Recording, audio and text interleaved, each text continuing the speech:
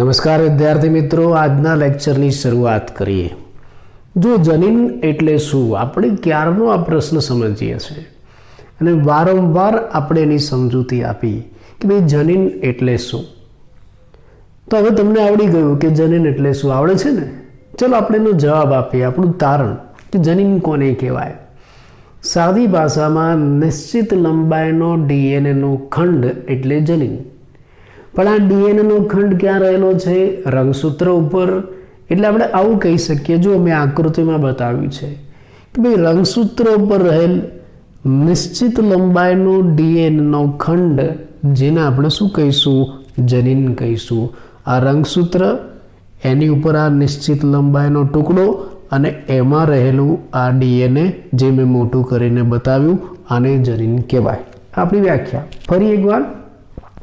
રંગસૂત્ર ઉપર રહેલ નિશ્ચિત લંબાઈનો ડીએનએનો ખંડ, એને આપણે શું કહીશું? જનીન. જનીનને આપણે ઓળખી લીધું. જનીનને ઓળખ્યા પછી હવે એનું કાર્ય શું? જનીનનું કાર્ય એટલે જનીન અભિવ્યક્તિ, કે ભાઈ જનીન શું કામ કરે. આમ તો આ જે ડીએનએનો ખંડ છે ને, બે કામ કરે. એક તો આરએનએનું નિર્માણ કરાવે, આમાંથી આરએનએ પણ બને, અને બીજું આમાંથી પ્રોટીન પણ બને. એટલે આરએનએ બનાવે એ પણ જનીન કહેવાય, અને પ્રોટીન બનાવે એ પણ જનીન કહેવાય. પણ મોટે ભાગે જનીન છે એ પ્રોટીન નિર્માણ સાથે સંકળાયેલ છે, એવું બીડલ અને ટાટમ અને યાનોસ્કી અને તેના સાથીઓએ શોધ્યું, અને આપણે પણ સ્વીકાર્યું કે ભાઈ જે પ્રોટીન બનાવે એ જનીન. તો તમે આરએનએ બનાવે છે એને જનીન કહો છો, પ્રોટીન બનાવે છે એને જનીન કહો છો. તો એને અલગ પાડવા માટે આ જે પ્રોટીન બનાવતો જનીન છે, એના માટે આપણે એક બીજો શબ્દ વાપર્યો, તમને યાદ છે? કયો શબ્દ વાપર્યો? સિસ્ટ્રોન. પ્રોટીન બનાવતો ડીએનએનો ખંડ, એને આપણે સિસ્ટ્રોન કહીશું. પ્રોટીન કેવી રીતે બને તમે જાણો છો. ફ્રાન્સિસ ક્રિક નામના વૈજ્ઞાનિકે પ્રોટીન બનાવવાની પદ્ધતિ આપી કે પ્રોટીનનું નિર્માણ બે તબક્કામાં થાય, ટ્રાન્સક્રિપ્શન અને ટ્રાન્સલેશન. એમાંથી ડીએનએ શું કરાવે? ટ્રાન્સક્રિપ્શન. આ ડીએનએ ટ્રાન્સક્રિપ્શન કરાવશે. તો શું આ જે આખો ડીએનએનો ખંડ છે એ ટ્રાન્સક્રિપ્શન કરાવશે? હા કે ના? જો આ ડીએનએનો ખંડ ટ્રાન્સક્રિપ્શન કરાવે તો પછી એમાં ટ્રાન્સક્રિપ્શન યુનિટની જરૂર પડે. આ ડીએનએનો ખંડ ટ્રાન્સક્રિપ્શન ક્યારે કરાવે? જ્યારે એમાં ટ્રાન્સક્રિપ્શન યુનિટ હોય. તો ચલો આપણે આ ડીએનએમાં ટ્રાન્સક્રિપ્શન કરાવવું છે. ટ્રાન્સક્રિપ્શન કરાવવા માટે પહેલી જરૂરિયાત શાની? ટ્રાન્સક્રિપ્શન યુનિટની. પ્રત્યાંકન એકમ ગુજરાતીમાં. અને તમે જાણો છો કે પ્રત્યાંકન એકમ શાનું બનેલું છે? આ ડીએનએ જનીન છે જે પ્રોટીન બનાવે છે, એટલે શું કરાવશે? પ્રત્યાંકન. પ્રત્યાંકન કરાવશે તો પહેલા શાનું નિર્માણ થશે? પ્રત્યાંકન એકમનું. પ્રત્યાંકન એકમમાં શું આવેલું હોય? આ ડીએનએ જે ઊભો છે એને મેં આડો કરી નાખ્યો, આ ડીએનએ. અને આ જે ડીએનએ જે પ્રત્યાંકન કરાવશે એટલે એમાં શું છે? પ્રત્યાંકન એકમ. પ્રત્યાંકન એકમમાં શું આવેલું હોય? બંધારણીય જનીન વચ્ચે એની કઈ બાજુ આ કહેવાય? જો મારી કઈ બાજુ થઈ? ડાબી બાજુએ પ્રમોટર અને જમણી બાજુએ ટર્મિનેટર હોય, અપસ્ટ્રીમ ડાઉનસ્ટ્રીમ. આ ડીએનએની શૃંખલા કુંતલાકાર ગૂંચળામય છે, એને મેં આ સીધી ખોલીને બતાવી કે ભાઈ ચલો આ ડીએનએની શૃંખલા જે પ્રત્યાંકન કરાવશે એટલે એમાં પ્રત્યાંકન એકમ પહેલા બને.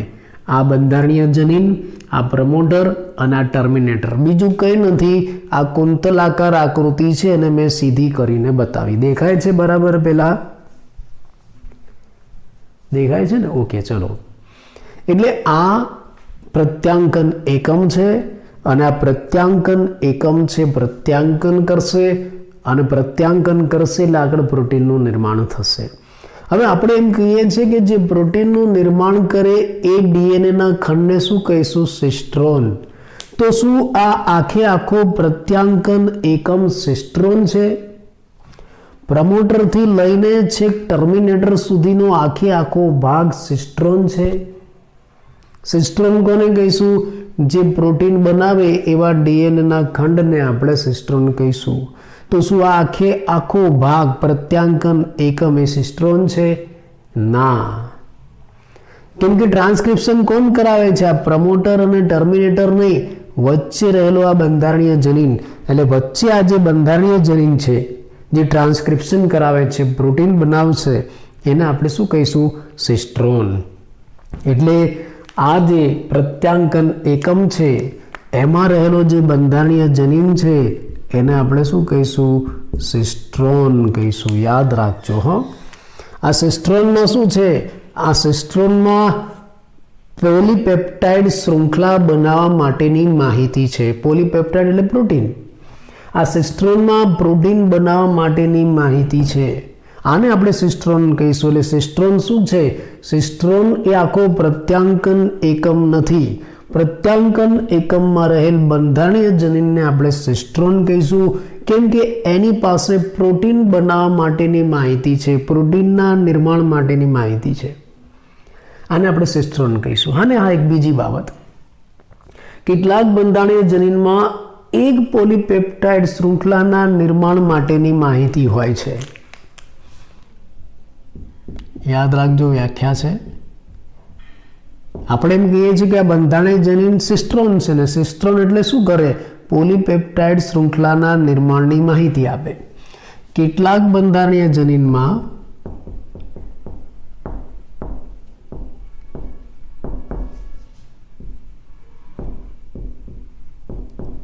એક પોલીપેપ્ટાઇડ, ભૂલતા નહીં, પોલીપેપ્ટાઇડ એટલે પ્રોટીન, એક પોલીપેપ્ટાઇડ શૃંખલાના નિર્માણની માહિતીનું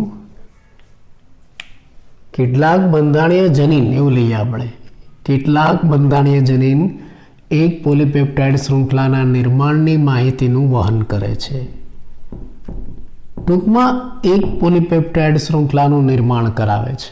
કેટલાક આવા બંધારણીય જનીન, આવા સિસ્ટ્રોન એક પોલીપેપ્ટાઇડ શૃંખલાનું નિર્માણ કરાવે છે, જેને મોનોસિસ્ટ્રોનિક કહેવાય છે.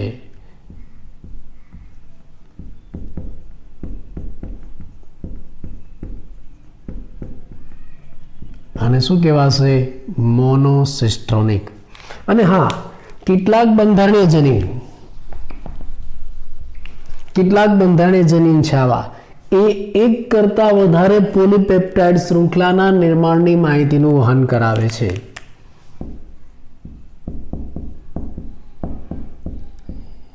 કેટલાક બંધારણીય જનીન એક કરતા વધારે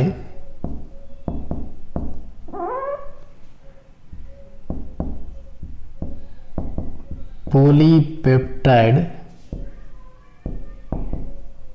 શૃંખલાના નિર્માણની માહિતીનું વહન કરાવે છે.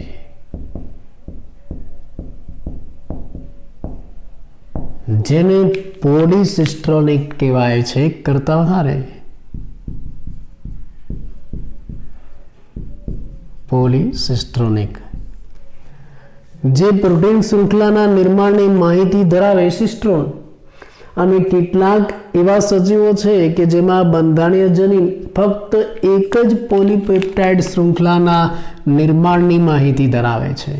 ફક્ત એક જ પોલીપેપ્ટાઇડ શૃંખલાનું નિર્માણ કરાવતું હોય અને મોનોસિસ્ટ્રોનિક કહેવાય.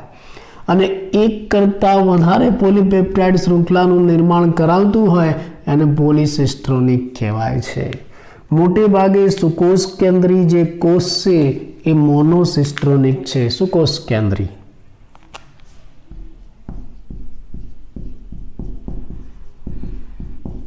આપણા બધાની અંદર જે કોષ છે ને એ મોનોસિસ્ટ્રોનિક છે, કોઈ એક નિશ્ચિત પ્રોટીનનું જ નિર્માણ કરે છે. જ્યારે આદિકોષ કેન્દ્રી છે ને પોલીસિસ્ટ્રોનિક છે. આદિકોષ કેન્દ્રી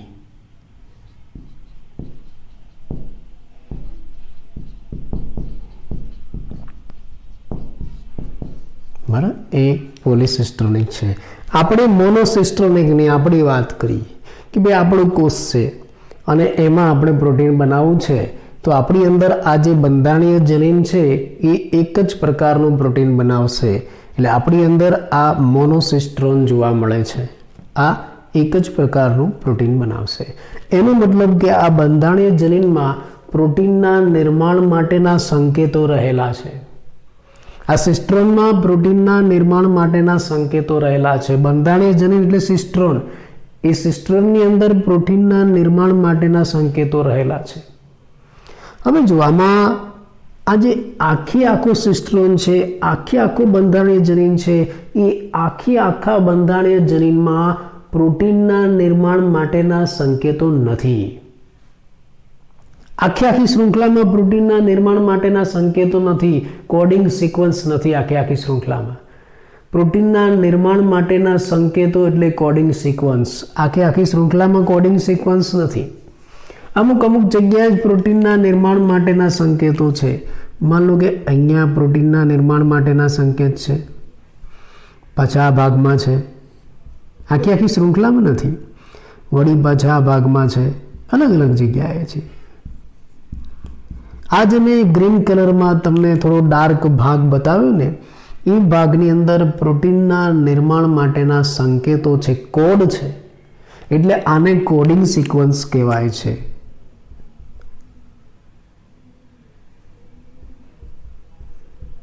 ગુજરાતીમાં લખું છું, એને કોડિંગ સિક્વન્સ કહેવાય છે. દેખાય છે? કોડિંગ સિક્વન્સ એટલે આટલો ભાગ કોડિંગ સિક્વન્સ. ફરી પાછી આ કયું થયું? Coding sequence. Coding sequence CS ટૂંકમાં લખું છું. Coding sequence CS. Coding sequence એટલે જો ફરી એકવાર યાદ કરાવી દઉં કે ભાઈ આ DNA નો ખંડ એને આપણે જનીન કહીએ છીએ. એટલે પ્રોટીન બનાવશે. પ્રોટીન બનાવશે એટલે ટ્રાન્સક્રિપ્શન કરશે. એટલે આ DNA નો ખંડ જ્યારે પ્રોટીન બનાવશે, ટ્રાન્સક્રિપ્શન કરશે, એટલે એમાં પ્રત્યાંકન એકમ ટ્રાન્સક્રિપ્શન યુનિટ બને.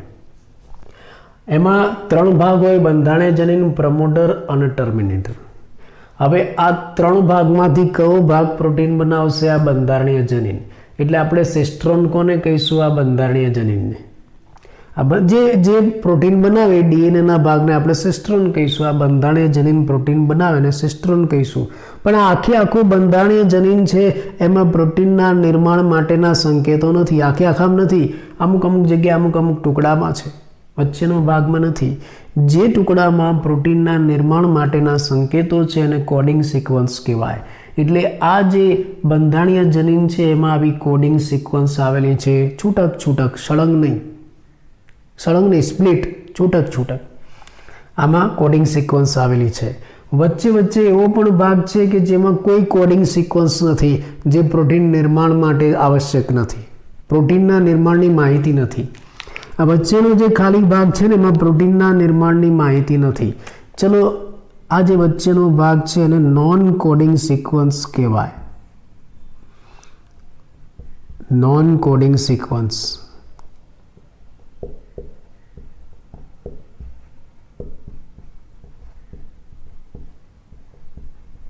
બરાબર? નોન કોડિંગ સિક્વન્સ, NCS કહું છું એને. NCS એટલે એવું જરૂરી નથી કે આખો બંધારણીય જનીન પ્રોટીન નિર્માણ સાથે સંકળાયેલો હોય. આખા બંધારણીય જનીનમાં પ્રોટીન નિર્માણ માટેના સંકેતો જ હોય એવું જરૂરી નથી.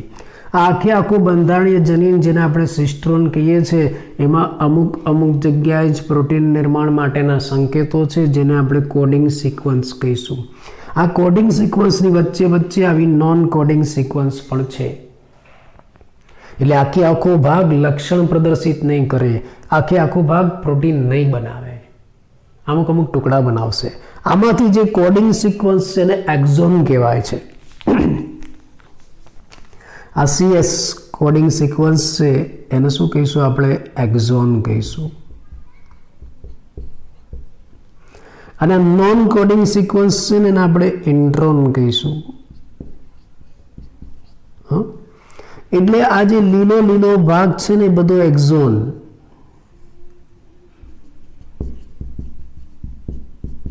અને એની વચ્ચે આ જે લીલા ભાગ સિવાયનો ખાલી ભાગ છે એ બધો ઇન્ટ્રોન. આવું થશે. આ એક્ઝોનનો ભાગ છે ટ્રાન્સક્રિપ્શન કરશે અને આરએનએ બનાવશે, આરએનએ નો વિકાસ કરાવે.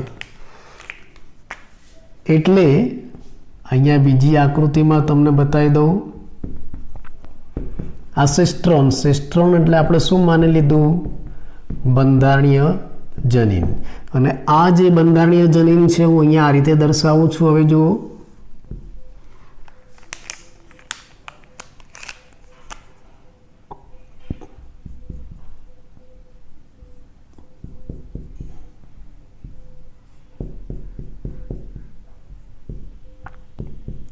આ બંધારણીય જનીનમાં જે ડાર્ક ભાગ મેં બતાવ્યો એ એક્ઝોન, આ બધા એક્ઝોન.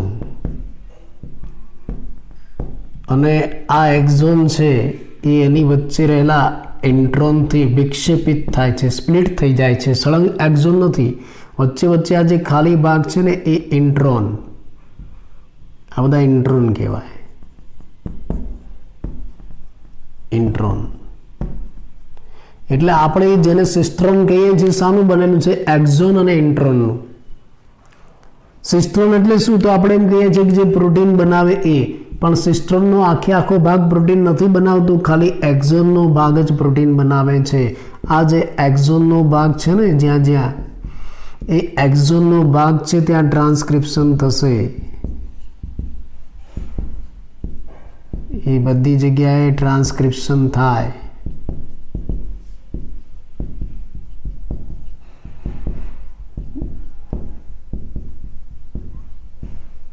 એક્ઝોનના ભાગે, અને ટ્રાન્સક્રિપ્શન થઈને એમાંથી આરએનએ નો વિકાસ થાય. એમાંથી આરએનએ બને.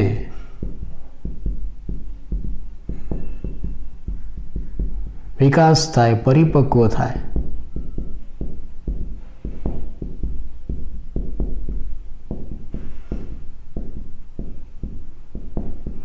આરએનએ નો વિકાસ થાય. હા, જે આ વચ્ચે વચ્ચે ઇન્ટ્રોનનો ભાગ છે આ રહ્યો, આ એમાંથી આરએનએ નો વિકાસ ન થાય. આમાંથી આરએનએ નો વિકાસ નહીં થાય. આ બધામાંથી ઇન્ટ્રોનમાંથી આરએનએ નો વિકાસ ન થાય. એનો મતલબ કે આ ઇન્ટ્રોન છે એ પ્રોટીન પણ નહીં બનાવે. એટલે ભલે સિસ્ટ્રોનને આપણે બંધારણીય જનીન કહેતા હોય, સિસ્ટ્રોન એટલે પ્રોટીન બનાવતો ડીએનએ નો ભાગ, પણ એ આખો ભાગ પ્રોટીન નથી બનાવતો. એની અંદર રહેલો ખાલી એક્ઝોનનો વિસ્તાર છે એ જ પ્રોટીન બનાવે છે, એ જ લક્ષણો અભિવ્યક્ત કરે છે. બાકીનો ભાગ લક્ષણો અભિવ્યક્ત કરતો નથી. આ એક અગત્યની બાબત ધ્યાન રાખજો, આપણે એવું કહી શકીએ. માટે જો આપણે એમ કહેતા હોય કે પ્રોટીનના નિર્માણ સાથે સંકળાયેલો જે જનીન છે એ જનીન સળંગ નથી. અત્યાર સુધી આપણે એમ શું કહેતા હતા? જનીન એટલે એક નિશ્ચિત લંબાઈનો ડીએનએ નો ખંડ. પણ આપણે એમ કહીએ છીએ કે જનીન એટલે જે પ્રોટીન બનાવે એ જનીન. અને પ્રોટીનના નિર્માણની વાત કરીએ છીએ તો આખો ખંડ ડીએનએ નથી બનાવતો, એના અમુક ટુકડા ડીએનએ બનાવે છે.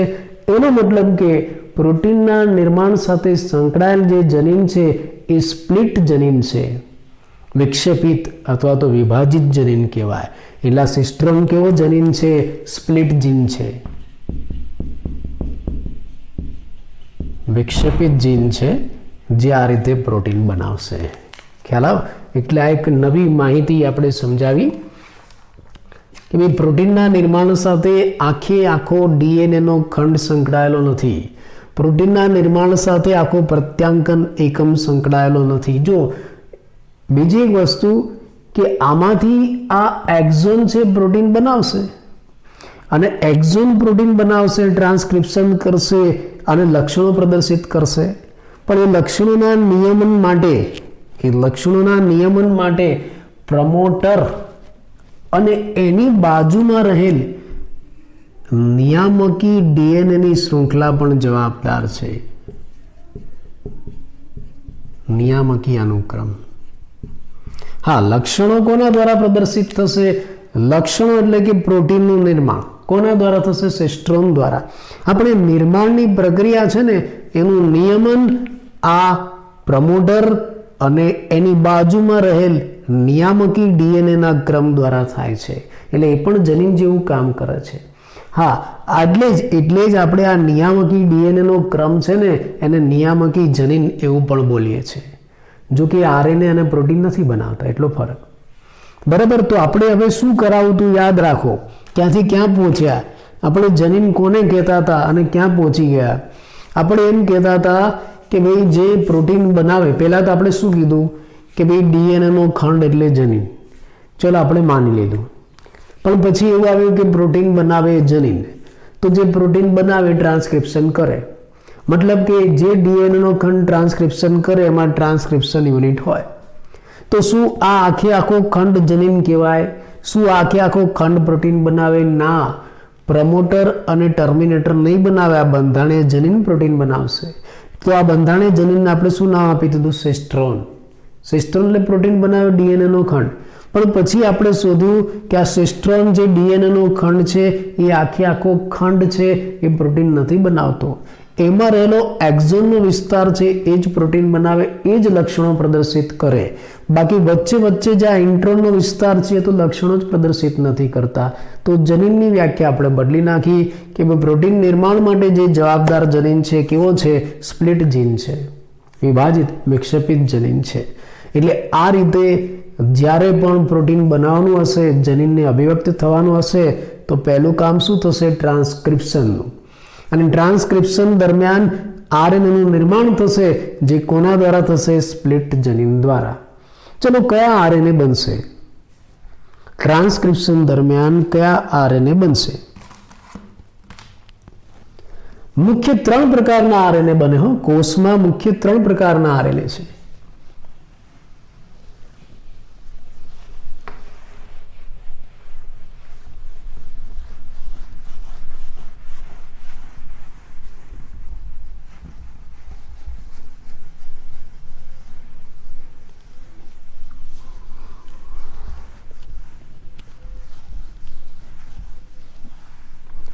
એટલે આપણે જોયું કે જનીન અભિવ્યક્ત થશે એટલે જનીન પ્રોટીન બનાવશે, અને જનીન જ્યારે પ્રોટીન બનાવશે ત્યારે ટ્રાન્સક્રિપ્શન કરશે. ટ્રાન્સક્રિપ્શન કરીને પહેલાં શું બનાવશે? આરએનએ. તો ટ્રાન્સક્રિપ્શનથી કયા આરએનએ બનશે? ટ્રાન્સક્રિપ્શનની મદદથી મુખ્ય 3 પ્રકારના આરએનએ બને, કેમ કે કોષમાં મુખ્ય 3 પ્રકારના આરએનએ છે. તમે જાણો છો કયા 3 આરએનએ?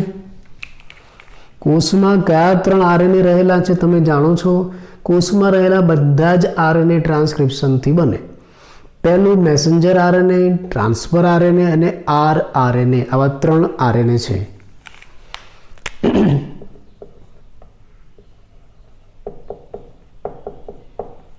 મેસેન્જર આરએનએ,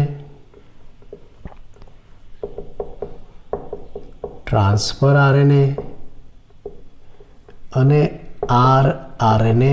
આ 3 પ્રકારના આરએનએ કોષમાં છે, અને આ 3 પ્રકારના આરએનએ ટ્રાન્સક્રિપ્શનની પ્રક્રિયાથી બને. તમે આ 3 આરએનએને આમ તો ઓળખો છો. અહીંયા એનું પુનરાવર્તન છે, આપણે એનો પરિચય આપીએ. ચલો, મેસેન્જર આરએનએ, જેને આપણે સંદેશા વાહક આરએનએ એવું પણ કહીએ છીએ, જે ટેમ્પલેટ તરીકે વર્તે છે. પુસ્તકના શબ્દ છે, એમસીક્યુમાં પણ પૂછાય.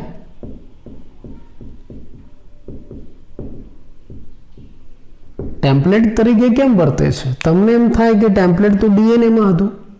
હા, ડીએનએમાં ટેમ્પલેટ હતું, કેમ કે ડીએનએમાં 2 પોલીન્યુક્લિયોટાઇડ શૃંખલાઓ, એ ડીએનએની બંને પોલીન્યુક્લિયોટાઇડ શૃંખલા એકબીજાથી છૂટી પડે. એ બંને છૂટી પડેલી શૃંખલા છે, એમાંથી એક શૃંખલા ટેમ્પલેટ તરીકે વર્તે, કેમ કે એ શૃંખલામાં આરએનએ બનાવવાની માહિતી છે, એટલે આપણે એને ટેમ્પલેટ શૃંખલા નામ આપ્યું. એમ આ મેસેન્જર આરએનએ પાસે પ્રોટીન બનાવવા માટેની માહિતી છે. પ્રોટીન નિર્માણની માહિતી છે, એટલે આપણે એને ટેમ્પલેટ કહીશું. પણ કોના માટેના? પ્રોટીનના ટેમ્પલેટ કહીશું. ટ્રાન્સફર આરએનએ એટલે વાહક આરએનએ વહન કરાવશે કોનું? એમિનો એસિડનું. કયા એમિનો એસિડનું? આ મેસેન્જર આરએનએ પાસે જે સંકેત છે જે આનુવંશિક માહિતી છે એ માહિતી અનુસાર જે જરૂરી છે એવા એમિનો એસિડનું આ વહન કરાવશે.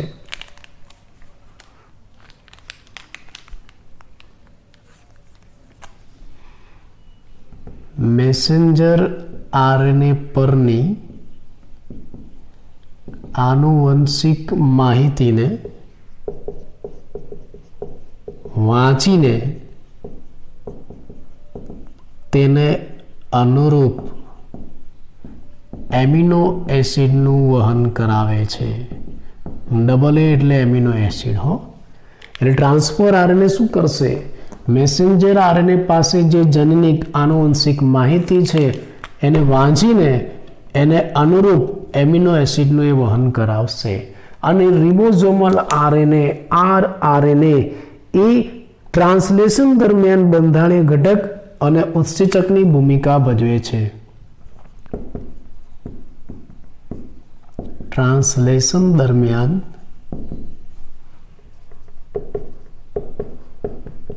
બંધારણીય ઘટક અને ઉત્પ્રેરક એટલે કે ઉત્સેચકની ભૂમિકા ભજવે છે.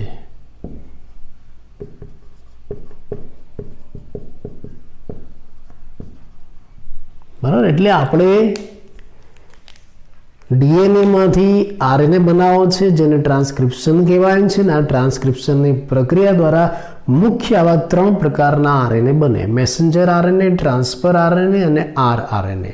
મેસેન્જર આરએનએને આપણે ટેમ્પલેટ પણ કહીશું કેમ કે એની પાસે પ્રોટીન નિર્માણની માહિતી છે. ટ્રાન્સફર આરએનએ શું કરે છે? મેસેન્જર આરએનએ ઉપર જે આનુવંશિક માહિતી છે એને વાંચે છે અને વાંચ્યા પછી એને અનુરૂપ એમિનો એસિડ છે એનું વહન કરાવે છે. આરઆરએનએ શું કરે છે? ટ્રાન્સલેશનમાં એનું કામ લાગે છે. ટ્રાન્સલેશનમાં બંધારણીય ઘટક અને ઉત્પ્રેરક એટલે કે ઉત્સેચક તરીકે વર્તે છે. તો હવે આપણે ટ્રાન્સક્રિપ્શન દ્વારા આવા 3 પ્રકારના આરએનએ બનાવવા છે. તો એટલા માટે આપણે ટ્રાન્સક્રિપ્શન કરાવવું પડશે. અને ટ્રાન્સક્રિપ્શન કરાવવું હોય તો એના માટે જરૂરી તૈયારી કરવી પડશે. તો પહેલી વસ્તુ, ટ્રાન્સક્રિપ્શન માટે શેની જરૂર પડશે? ઉત્સેચકોની. ટ્રાન્સક્રિપ્શનની જરૂરિયાત, રિક્વાયરમેન્ટ્સ.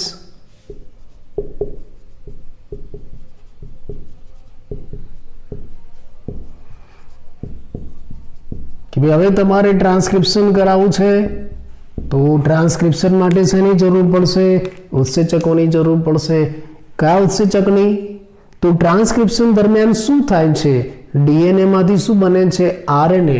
એનો મતલબ કે ટ્રાન્સક્રિપ્શન દરમિયાન તમારે શું કરાવવાનું છે? આરએનએનું નિર્માણ.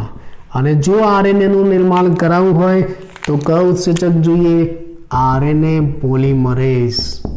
એટલે એનો સીધો અર્થ શું થયો કે ભાઈ ટ્રાન્સક્રિપ્શન જો તમારે કરાવવું હોય તો એની મુખ્ય જરૂરિયાત શું છે?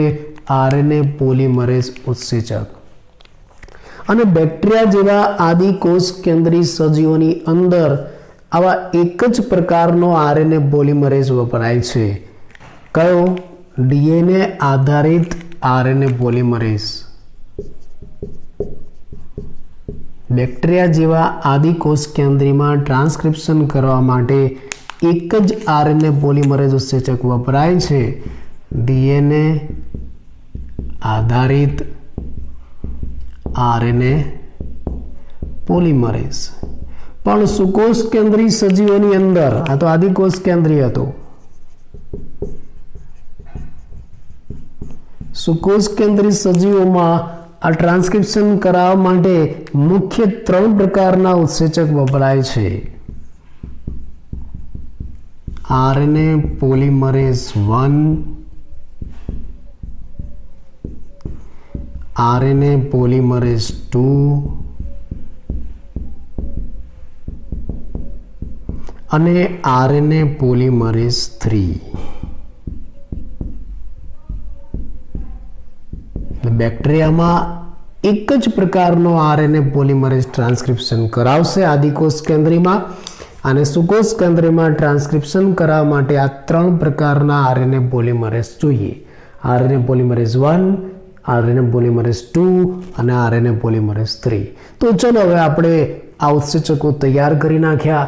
સાધન સામગ્રી ભેગી કરી નાખી અને હવે આપણે આ ટ્રાન્સક્રિપ્શનની પ્રક્રિયા કરાવીએ છીએ. એની પ્રક્રિયા, એની મેથડ કેવી રીતે થશે? તો આખી ટ્રાન્સક્રિપ્શનની પ્રક્રિયા 3 તબક્કામાં થાય છે. પહેલો તબક્કો પ્રારંભ, બીજો પ્રલંબન અને ત્રીજો સમાપ્તિ. આ જે આખી ટ્રાન્સક્રિપ્શનની પ્રક્રિયા થાય છે એ 3 તબક્કામાં થાય. પ્રારંભ, પ્રલંબન અને સમાપ્તિ. આ 3 તબક્કામાં થાય છે. એમાં શું બનશે? ચલો આપણે આકૃતિમાં બતાવીએ કે ભાઈ આ 3 તબક્કા છે, એમાં શું બને છે. તો અહીંયા મેં 3 તબક્કાની આકૃતિ બતાવી છે. પરીક્ષામાં તમને પૂછાય. આ પ્રારંભ છે, આ પ્રલંબન છે અને આ સમાપ્તિ છે. આપણે શું સમજાવીએ છીએ? ટ્રાન્સક્રિપ્શન. બીજું પણ કહી દઉં, આ જે ટ્રાન્સક્રિપ્શન આપણે સમજાવીએ છીએ ને એ આદિકોષ કેન્દ્રીમાં છે. એટલે પહેલું જે વર્ણન હું તમને કહું છું આદિકોષ કેન્દ્રીમાં. ટૂંક નોંધમાં પણ પૂછાય આદિકોષ કેન્દ્રીમાં ટ્રાન્સક્રિપ્શન સમજાવો. તો તમે જાણો છો કે આદિકોષ કેન્દ્રીમાં એક જ ઉત્સેચક વપરાય. કયો? DNA આધારિત RNA પોલિમરેઝ. આ પ્રક્રિયા 3 તબક્કામાં થાય. પ્રારંભ, પ્રલંબન અને સમાપ્તિ, જેની આકૃતિ મેં તમને બતાવી છે. આ પ્રારંભ છે, આ પ્રલંબન છે અને આ સમાપ્તિ છે. ચલો પ્રારંભમાં શું થાય? પ્રારંભમાં આ RNA પોલિમરેઝ ઉત્સેચક છે એ પ્રમોટર સાથે જોડાય છે. આ RNA પોલિમરેઝ ઉત્સેચક અહીંયા આ પ્રમોટર સાથે જોડાય અને પ્રક્રિયાની શરૂઆત કરાવે, એને પ્રારંભ કહેવાય. ચલો પહેલો તબક્કો સમજાયું. RNA પોલિમરેઝ ઉત્સેચક એ પ્રમોટર સ્થાન સાથે જોડાય છે અને પ્રક્રિયાની શરૂઆત કરાવે છે, એને પ્રારંભ કહેવાય. ટ્રાન્સક્રિપ્શનની શરૂઆત કરાવશે. શરૂઆત કરવા માટે શું કરશે એ પણ તમને કહી દઉં.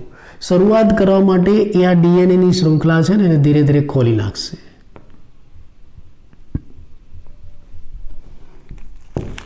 આ DNAની શૃંખલાને એ ખોલી નાખશે.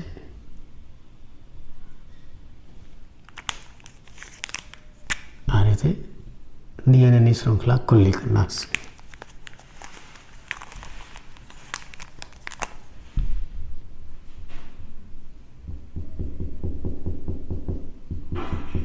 ચલો આ શૃંખલા ખુલ્લી થઈ ગઈ અને DNAની શૃંખલા ખુલ્લી થાય એટલે એક શૃંખલા ટેમ્પલેટ તરીકે વર્તે. ચલો આ નીચેની શૃંખલા છે ને ટેમ્પલેટ તરીકે વર્તે છે. ટેમ્પલેટ તરીકે વર્તે. બરાબર. આ પ્રારંભ થઈ ગયો, પ્રક્રિયાની શરૂઆત થઈ ગઈ કે ભાઈ RNA પોલિમરેઝ છે પ્રમોટર સ્થાન સાથે જોડાય છે અને ટ્રાન્સક્રિપ્શનની શરૂઆત કરાવે છે. અને શરૂઆતમાં શું થાય છે? આ બંને પોલીન્યુક્લિયોટાઇડ શૃંખલા એકબીજાથી છૂટી પડે છે, ખુલ્લી થઈ જાય અને એમાંની એક શૃંખલા ટેમ્પલેટ તરીકે વર્તે. પ્રારંભ તબક્કો પૂરો. પછી પ્રલંબન આવે. હવે શું થશે? આ જે RNA પોલિમરેઝ ઉત્સેચક છે ને એ શું કરશે? આ ટેમ્પલેટ શૃંખલાને પૂરક એવા નવા ન્યુક્લિયોટાઇડ ઉમેરતા જશે અને લાંબો પોલિમર બનાવશે. આ જે RNA પોલિમરેઝ છે એ ધીરે ધીરે આગળ જશે. આ રીતે અહીંથી અહીંયા જાય અને જેમ જેમ આગળ જતો જાય એમ ટેમ્પલેટ શૃંખલાને પૂરક એવા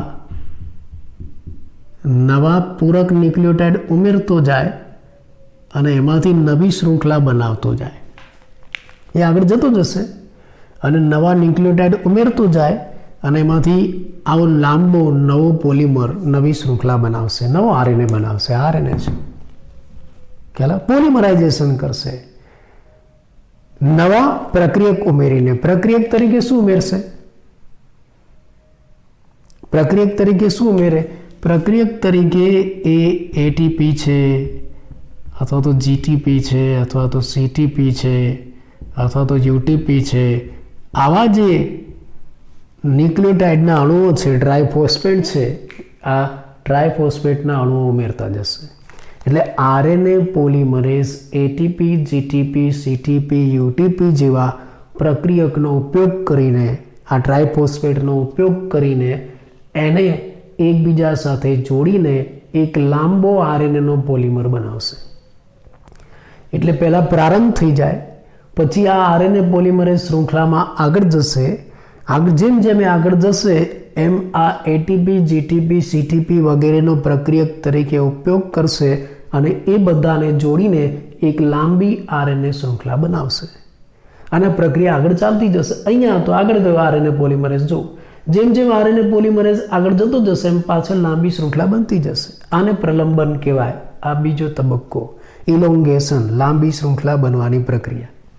હા, જ્યારે પ્રલંબન થતું હોય છે ને ત્યારે આ જે આરએનએનો પોલિમર બન્યો ને એનો એક છેડો થોડો ખેંચાયેલો હોય છે અને આરએનએ પોલિમરેઝ સાથે જોડાયેલો હોય છે, ઉત્સેચક સાથે જોડાયેલો હોય છે. ચલો આગળ જશે. ક્યાં સુધી આગળ જશે? સમાપ્તિ નહીં આવે ત્યાં સુધી, ટર્મિનેટર નહીં આવે ત્યાં સુધી. અહીંયા ટર્મિનેટર આવી ગયું. જ્યારે આરએનએ પોલિમરેઝ ટર્મિનેટર સ્થાને પહોંચશે એટલે આ આરએનએ પોલિમરેઝ છૂટો પડી જશે અને એની સાથે જોડાયેલી શૃંખલા પણ છૂટી પડી જશે. બરાબર? જ્યારે આરએનએ પોલિમરેઝ આગળ વધતો ટર્મિનેટર સ્થાને પહોંચે છે ત્યારે આરએનએ પોલિમરેઝ છૂટો પડી જશે. એની સાથે નિર્માણ પામેલી નવી આરએનએ શૃંખલા પણ છૂટી પડી જશે. પ્રક્રિયા પૂરી, આરએનએ બની ગયો. સહેલું છે એકદમ. એટલે આદિકોષ કેન્દ્રીમાં આજે ટ્રાન્સક્રિપ્શન, પ્રત્યાંકનની પ્રક્રિયા છે, એકદમ સરળ છે અને 3 તબક્કામાં થાય છે. કયા 3 તબક્કા? પ્રારંભ, પ્રલંબન અને સમાપ્તિ. આકૃતિ સાથે પણ તમને પૂછાય. ચલો, પ્રારંભમાં શું થયું? આરએનએ પોલિમરેઝ પ્રમોટર સાથે જોડાયો, ટ્રાન્સક્રિપ્શનની શરૂઆત કરી, જેને પ્રારંભ કહેવાય છે. પણ એને જોડાઈને શું કર્યું? શૃંખલાને ખોલી નાખી. પછી શું થાય છે? પછી પ્રલંબન તબક્કો. હવે આરએનએ પોલિમરેઝ આગળ જતું જશે. આરએનએ પોલિમરેઝ જેમ જેમ આગળ જતું જાય એમ ન્યુક્લિયોટાઇડ ઉમેરાતા જાય. કયા? એટીપી, જીટીપી, સીટીપી, યુટીપી ઉમેરાતા જાય અને એ બધા જોડાઈને એક લાંબો પોલિમર બને આરએનએનો. જ્યારે આવો પોલિમર બને છે, આરએનએ પોલિમરેઝ આગળ જાય છે ત્યારે આ આરએનએની શૃંખલા જે નવી બનીને એનો એક ખેંચાયેલો છેડો આરએનએ પોલિમરેઝ સાથે જોડાયેલો હોય, આ પૂંછડીની જેમ, અને આગળ જતું જાય. ક્યાં સુધી આગળ જતું જશે? ક્યાં સુધી લાંબી શૃંખલા બનાવશે? જ્યારે ટર્મિનેટર સ્થાન આવશે ને ત્યારે આ આરએનએ પોલિમરેઝ છૂટો પડી જશે. એની સાથે જોડાયેલા આરએનએ શૃંખલા પણ છૂટી પડી જશે. પ્રક્રિયા પૂરી. સહેલી સરળ છે. પ્રક્રિયા તો પૂરી થઈ ગઈ, પણ આની અંદર એક રહસ્ય બાકી રહી ગયું, એક પ્રશ્ન બાકી રહી ગયો. આપણને પ્રશ્ન થાય કે આખી પ્રક્રિયા 3 તબક્કામાં થઈ, પ્રારંભ, પ્રલંબન અને સમાપ્તિ, અને તમે જો 3 પ્રક્રિયામાં એક જ ઉત્સેચક વપરાયો. કયો ઉત્સેચક? RNA polymerase.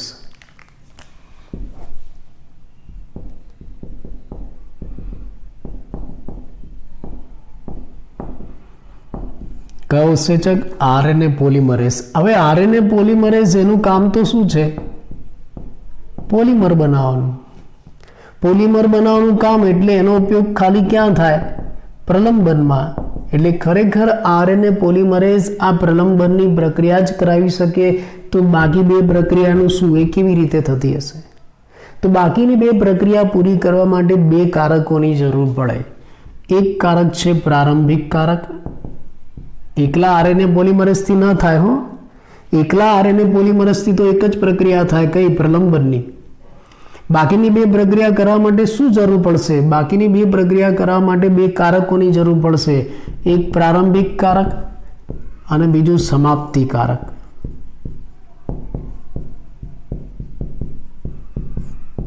ઇનિશિએશન ફેક્ટર અને terminator factor. Initiation factor, terminator factor. પ્રારંભિક કારક અને સિગ્મા કારક પણ કહેવાય છે.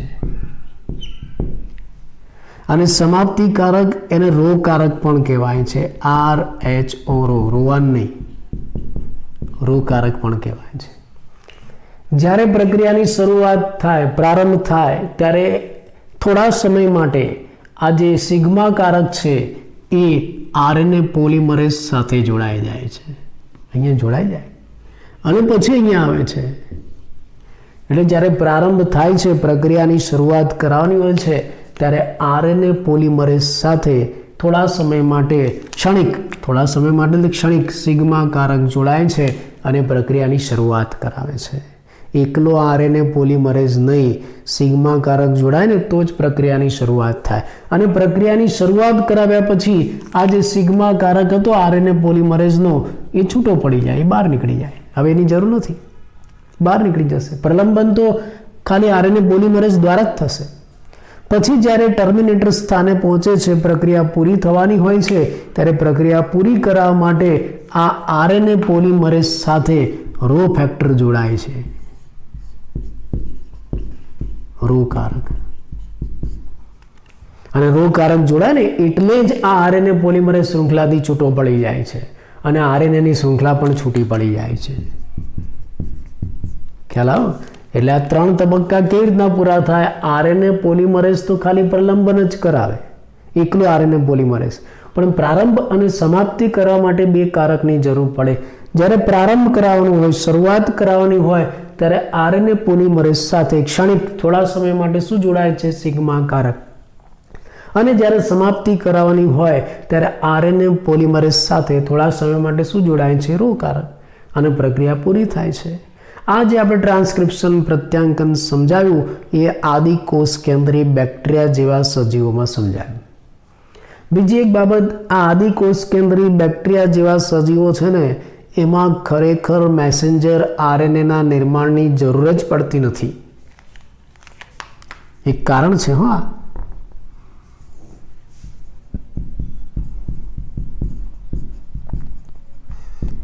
આદિ કોષ કેન્દ્રીમાં મેસેન્જર આરએનએના નિર્માણની જરૂરિયાત નથી, એની આવશ્યકતા નથી. કેમ નથી? કેમ મેસેન્જર આરએનએ નિર્માણની જરૂર નથી? તો હું તમને કહું, મેસેન્જર આરએનએના નિર્માણની જરૂર ક્યારે પડે છે?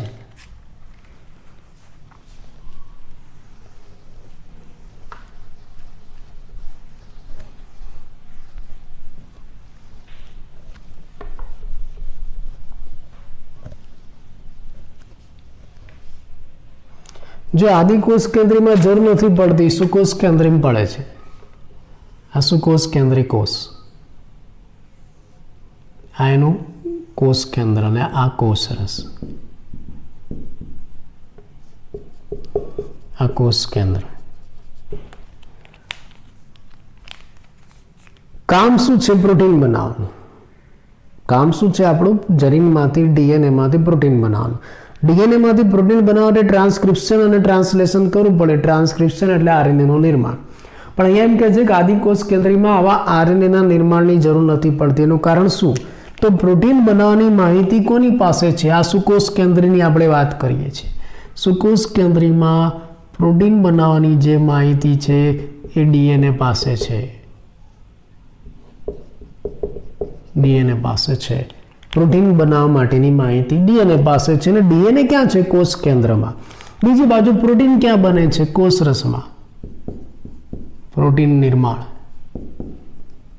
કોષરસમાં થાય. આ રીતે એમિનો એસિડ જોડાય અને પ્રોટીન નિર્માણ થાય. ખ્યાલ આવે? એટલે પ્રોટીન બનાવવા માટેની માહિતી, સંકેતો ડીએનએમાં છે, પણ પ્રોટીન બનાવવાનું ક્યાં છે? કોષરસમાં. એટલે કોષ કેન્દ્રમાંથી આ માહિતીને કોષરસમાં લાવવી પડે. ડીએનએ બહાર નહીં આવે. હો, ડીએનએ તો બોસ છે. ડીએનએ બહાર નહીં આવે તો પછી ડીએનએમાં રહેલી માહિતી કોણ બહાર લાવશે? ડીએનએમાં રહેલી માહિતી છે ને એ મેસેન્જર આરએનએ બહાર લાવશે અને પછી આ માહિતી અનુસાર પ્રોટીન બનશે. એટલે સુકોષ કેન્દ્રી સજીવોમાં મેસેન્જર આરએનએની જરૂર પડે છે કોષ કેન્દ્રમાંથી કોષરસમાં માહિતી બહાર લાવવા માટે. પણ આદિ કોષ કેન્દ્રીમાં તો કોષ કેન્દ્ર જ નથી. કોષ કેન્દ્ર અને કોષરસ જેવા ભાગ અલગ નથી.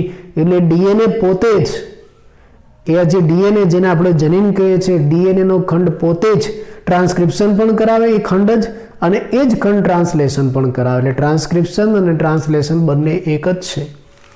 એક જ ડીએનએનો ખંડ ડાયરેક્ટ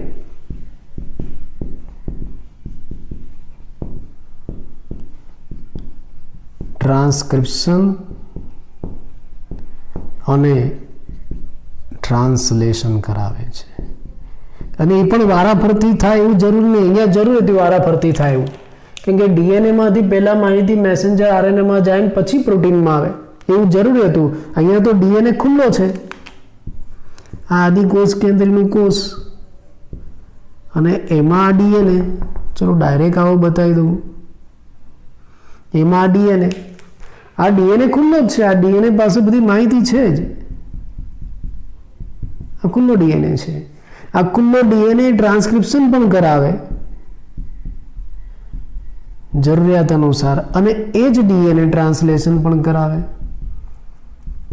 એટલે પછી એમાં કે માહિતીને બહાર લઈ જવા માટે સેક્રેટરી કે આસિસ્ટન્ટની મેસેન્જર આરએનએની જરૂર નહીં.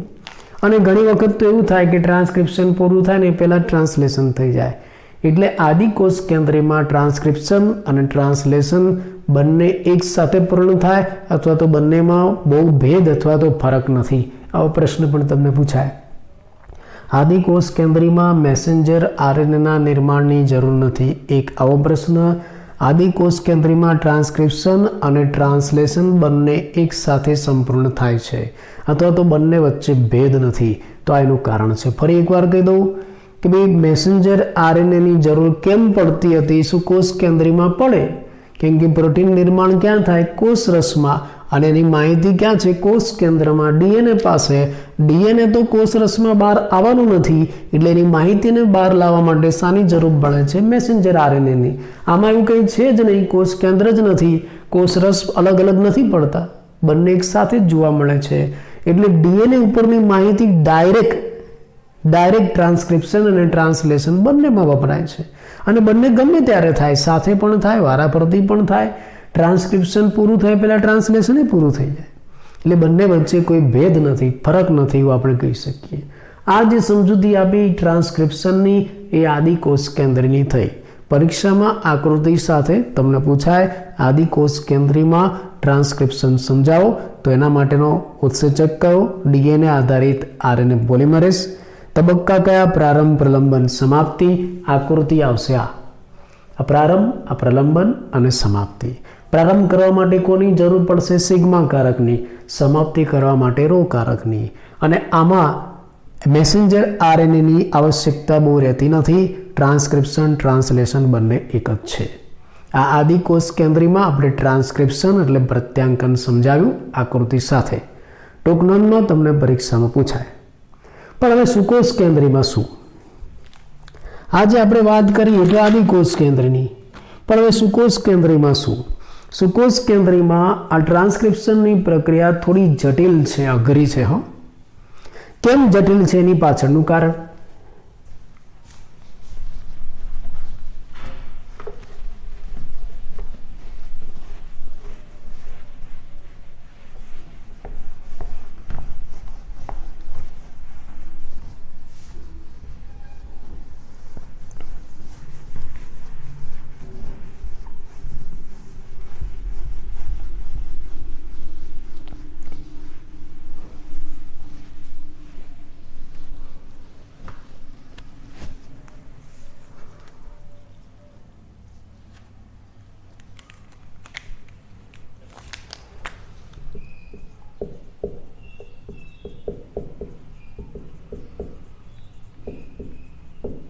ટ્રાન્સક્રિપ્શન એટલે પ્રત્યાંકન.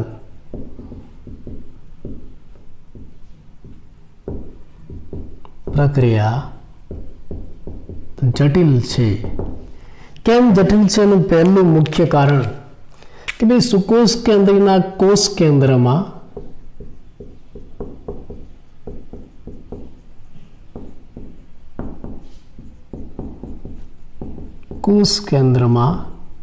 ઓછામાં ઓછા 3 આરએનએ પોલિમરેઝ ઉત્સેચક આવેલા છે.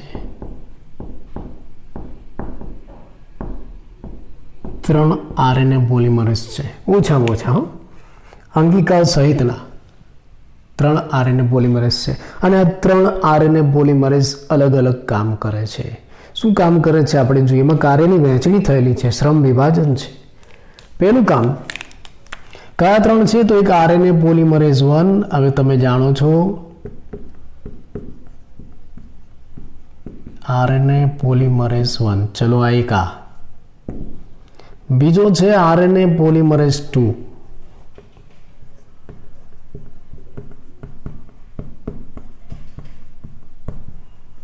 પોલિમરેઝ 2. અને ત્રીજો છે આરએનએ પોલિમરેઝ 3.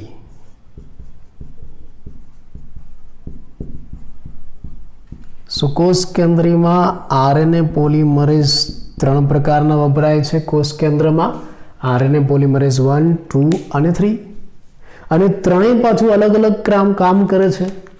કેવી રીતે? આરએનએ પોલિમરેઝ 1 છે ને એ આરએનએ નું પ્રત્યાંકન કરાવે, રિબોઝોમલ પ્રત્યાંકન કરાવે. તમે જાણો છો કે આ આરએનએ કોના બંધારણમાં વપરાય છે? રિબોઝોમના. એટલે એના આધારે રિબોઝોમ બને. અને સુકોષ કેન્દ્રીમાં રિબોઝોમ કયો છે ખબર છે? HCS પ્રકારનો. એસ જાણો છો? એસ એટલે સ્વેડબર્ગ યુનિટ, સ્વેડબર્ગ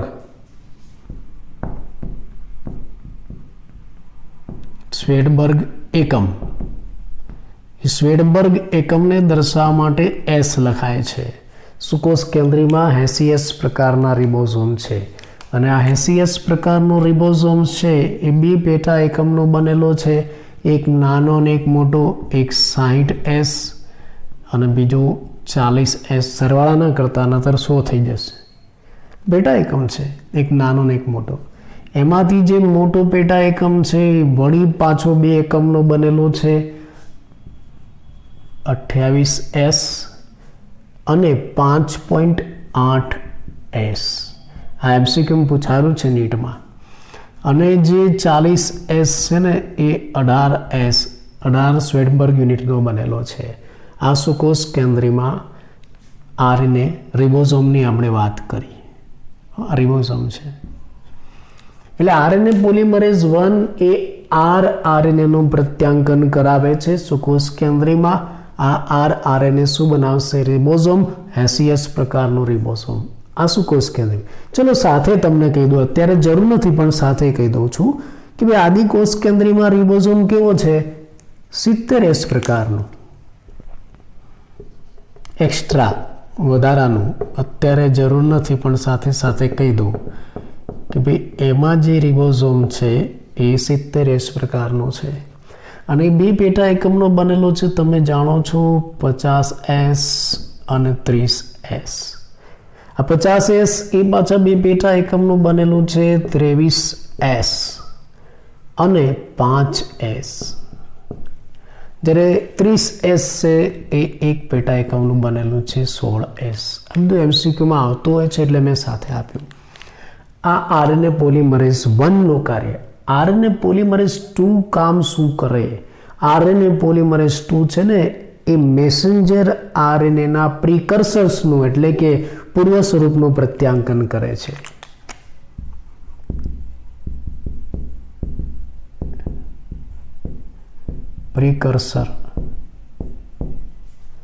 પ્રિકર્સર એટલે પૂર્વ સ્વરૂપ પ્રત્યાંકન કરે છે. अपरिपक्व स्वरूप मैसेंजर आरएनए बने છે ને એની પહેલાનું સ્વરૂપ, જેમ પુખ્ત વ્યક્તિ બને એની પહેલાનું સ્વરૂપ બાળ સ્વરૂપ, એમ આ પરિપક્વ મેસેન્જર આરએનએ બને એની પહેલાનું સ્વરૂપ છે પ્રિકર્સર. કયું? એ પૂર્વ સ્વરૂપ છે ને hnRNA કહેવાય છે. મેસેન્જર આરએનએ ના પ્રિકર્સર પૂર્વ સ્વરૂપને શું કહેવાય? MCQમાં પણ પૂછાય. એને hnRNA કહેવાય છે, heterogeneous nuclear RNA. Heterogeneous nuclear RNA આવું એને કહેવાશે hnRNA, જે આરએનએ પોલિમરેઝ 2 બનાવશે. અને આરએનએ પોલિમરેઝ 3 ઘટકો બનાવશે. કયા? એક તો ટ્રાન્સફર આરએનએ, બીજું છે 5S rRNA અને ત્રીજું છે SNRRNA. S એટલે બહુવચન. Transfer RNA, 5S rRNA, SNRNA.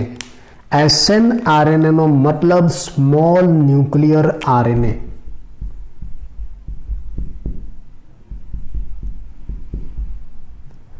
Nuclear RNA એટલે સુકોષ કેન્દ્રીમાં થોડું જટિલ છે. 3 પ્રકારના આરએનએ અલગ અલગ ઉત્સેચકો દ્વારા બને છે. આરએનએ પોલિમરેઝ 1 એ આરએનએનું પ્રત્યાંકન કરાવે. પછી આગળ સમજાવીએ.